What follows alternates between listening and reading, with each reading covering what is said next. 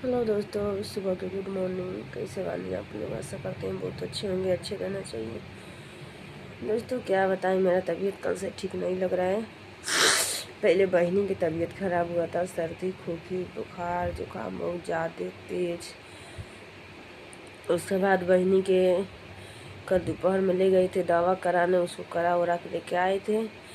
मेरा भी इतना ज़्यादा कमर में दर्द है, बुखार है, सर्दी जुकाम है, क्या बताएं दोस्तों आप लोग से। कल से हम इतना परेशान है, इतना परेशान है। इसी में जाना है, मम्मी के घर जाना है।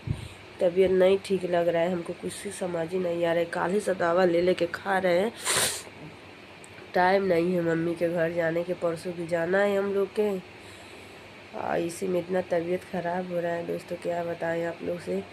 इतना रात भर बुखार के मारे सोए नहीं थे, इतना हार्ड हार्ड दवा खा रहे हैं फिर भी नहीं आराम हो रहा है दोस्तों, क्या बताएं। बहुत बहुत दिक्कत हो रहा है, क्या बताएं आप लोग से।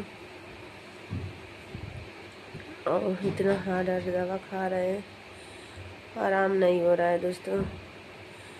अब देखिए नहीं होगा तो आज फिर जाके दिखा के दवा लाएंगे, क्योंकि कल हमको निकलना है मम्मी के घर।